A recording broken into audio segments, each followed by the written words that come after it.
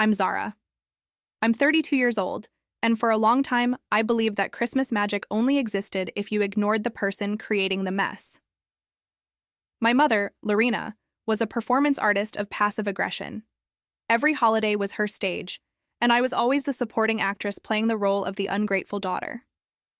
This story takes place on Christmas Eve in Savannah, Georgia, a night usually filled with the scent of magnolias and sea salt, but this year it only smelled like cheap perfume and lies. I'd flown 800 miles and spent a paycheck I couldn't afford on a plane ticket and gifts for the family. Gifts for my mother, my younger sister, Celeste, and her 2 children. I made the trip because deep down, I still chased the ghost of the family I thought we could be. I arrived at the house, a charming old Victorian my late father had left to all of us, but which Mom treated like her personal palace. The living room was a spectacle, a 12-foot tree drowning in gold ornaments, a fire crackling, and Celeste already wine-drunk on the couch, laughing too loud at one of Mom's jokes. I walked in, set my bags down, and immediately felt that familiar cold knot in my stomach. "Oh, look who decided to grace us with her presence," Mom said, not looking up from wrapping a ridiculously large package. "Zara, you're late. Dinner was half an hour ago." I checked my watch. 7 p.m. I'd told her I'd arrive at 6:45 p.m. The performance had begun. I smiled, walked over, and kissed her cheek. "Traffic was heavy, Mom. Happy Christmas Eve." I quickly retrieved the 3 beautifully wrapped presents I'd brought for her. One was a hand-stitched silk scarf, something I knew she'd love and never buy for herself. I handed them to her. She took them, placed them on the coffee table, and then her smile got that sharp, surgical edge. "Sweetie, you can put your own presents under the tree. We decided to do things a little differently this year. We've had a few money issues, you see." She emphasized the word own, and then gestured vaguely at the colossal mountain of gifts under the tree, all of which clearly belonged to Celeste and her kids. I scanned the pile. No boxes for me. None. Not even a small one. It was the kind of silent public dismissal that Lorena had mastered over 3 decades. Celeste giggled, covering her mouth dramatically. "Oops, guess we forgot to mention that." I felt the blood drain from my face, but I kept my voice steady, trained over years of these attacks. "That's fine, Mom. I only brought gifts to give, not to receive." I then walked to the corner, where my 3 shopping bags containing everyone else's gifts still sat. I picked them up, walked to the tree, and slowly, deliberately, placed the scarf gift for Mom on top of the largest box. She watched me, her eyes narrowed, waiting for the explosion. I refused to give it to her, but the real insult was yet to come. Later, after a dinner where Mom talked exclusively about Celeste's successful new boutique business, which I knew was just a pyramid scheme, we moved to the living room for the traditional opening of gifts. As Celeste's kids tore into their new video games and expensive clothes, Mom stood up. "Before we finish," she announced, holding up the silk scarf I'd bought her, "I need to put this up. It's too pretty to keep hidden." She then didn't put it on.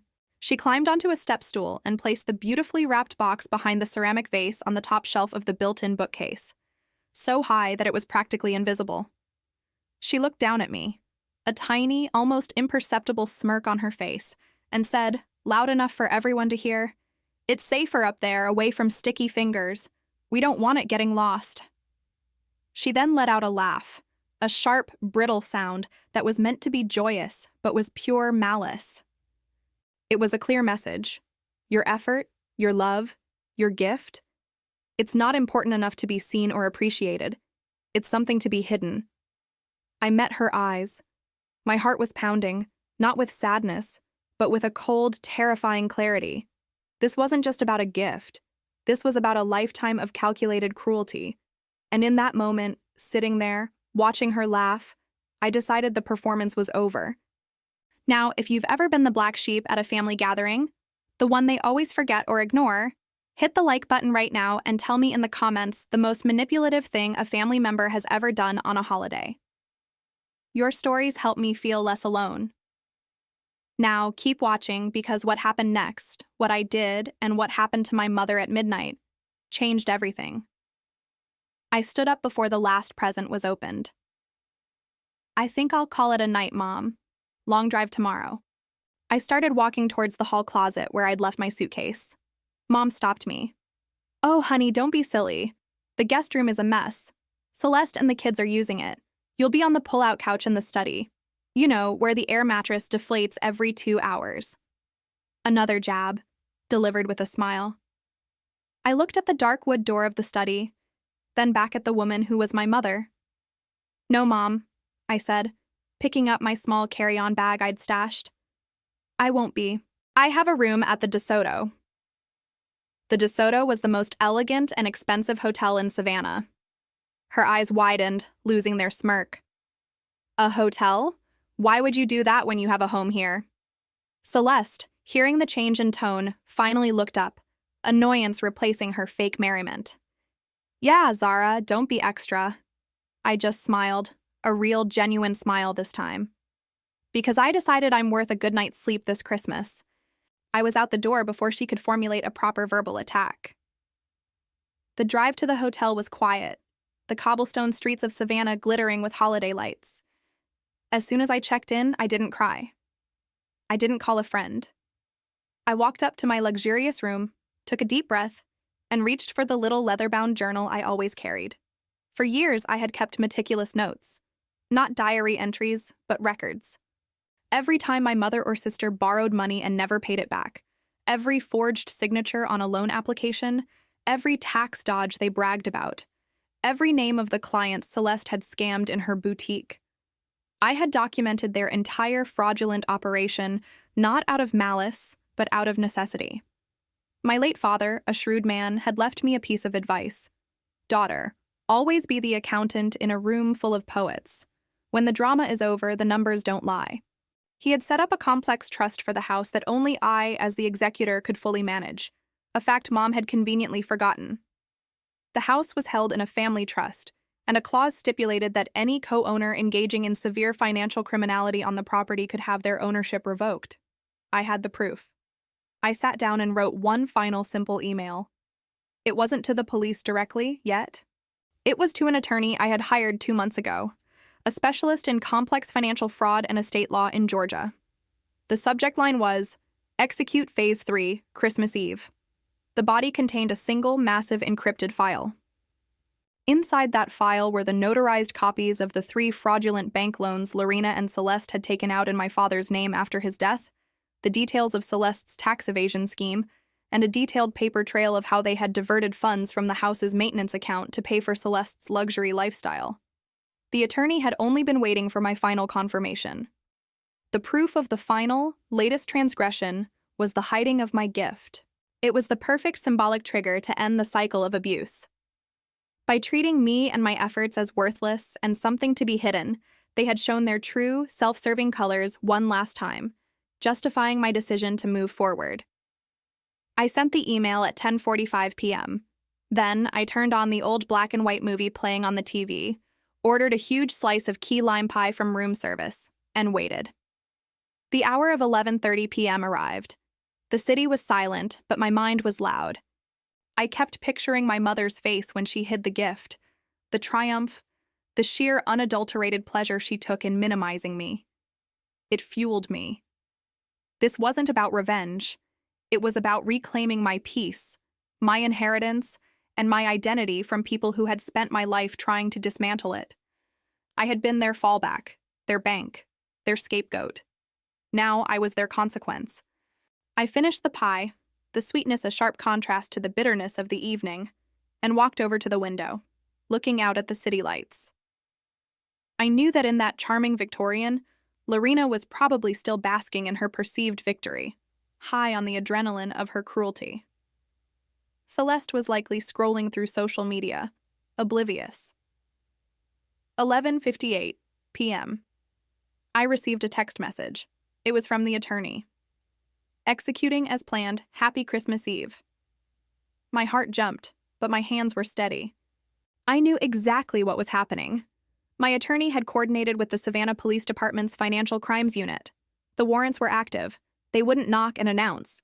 They would use the element of surprise standard procedure for white-collar crime arrests to prevent destruction of evidence.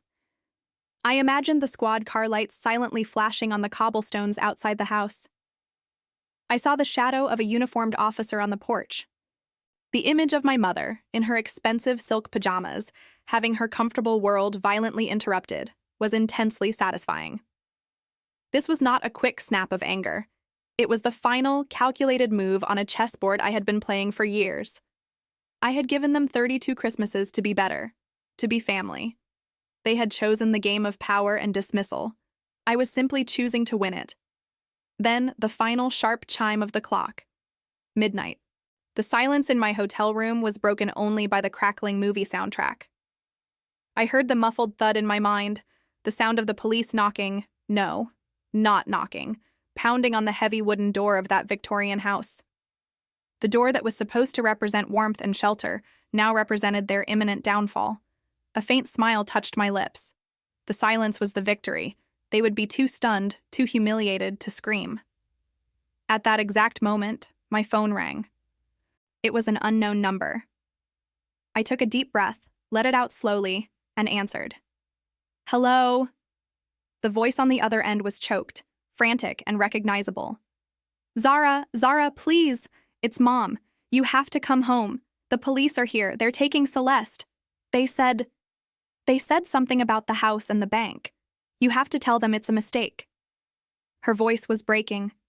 The laughter of a few hours ago was completely gone, replaced by raw, paralyzing fear. I closed my eyes, and for the first time in my life, I felt truly free. I drove back to the house, arriving just as the first glimmer of Christmas morning light was hitting the pavement. Celeste was gone, taken to the precinct. A single police car remained, waiting for the unit to finish securing the house. The sight of my mother, Lorena, sitting on the bottom step of her perfect front porch, wrapped in a blanket, shaking, was unforgettable. She looked small, defeated. All the makeup and bravado were stripped away. She looked up at me and her eyes were empty. Zara, she whispered, her voice a dry rasp. You did this. You knew. I didn't deny it. I walked slowly up the steps and my eyes went straight to the built-in bookcase. The scarf I'd bought was still there, hidden behind the vase. I reached up, carefully moved the ceramic vase, and took the present down. I held the box, feeling its weight, the physical representation of the value she had assigned to me. Then I looked at her. I only ever wanted a mother who didn't weaponize love, Lorena, I said, my voice quiet but firm. You taught me a lifetime of lessons, but the most important one was this. The only way to escape a trap is to set a more sophisticated one. I walked past her, used the key I still carried, and went inside. The house was cold and strangely empty. I went into the living room, found a chair, and sat down. When she finally came in, she stood in the doorway, unable to look me in the eye. What happens now? She asked, her voice trembling.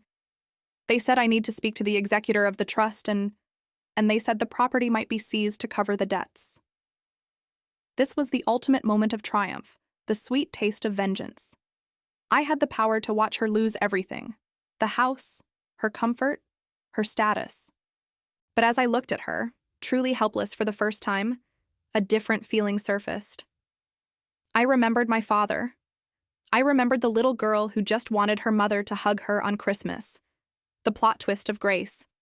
My plan was never to see her utterly destroyed, only to see her broken enough to listen. Lorena, I said, and my voice softened surprisingly. The property won't be seized, not if I take control. I explained in detail that the email I sent didn't just contain proof of fraud. It contained the final paperwork for me to exercise the executor's right to temporarily dissolve her part of the co-ownership and assume full management until all debts and legal matters were cleared. She hadn't lost the house. She had lost control of it. She would have to move out, and Celeste would face the music alone. Her face crumpled. But then something else happened. It wasn't hatred. It was relief. She finally saw a way out of the hole she and Celeste had dug. She wouldn't be financially ruined, but she would be powerless, dependent on the daughter she had always belittled. I looked at the hidden scarf in my hands. I walked over and placed it in her lap. This is yours, I said. Keep it. And tomorrow you are going to call the retirement home I selected for you 2 months ago. You're going to spend the next year learning how to live without manipulating people. I will manage the house, Sell off assets to cover the fraud, and I will pay for your new, smaller life. You have a chance now to find peace, to be safe, and to live without preying on others.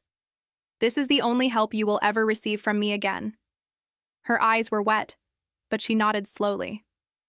The great performer was finally ready to leave the stage and become a simple woman.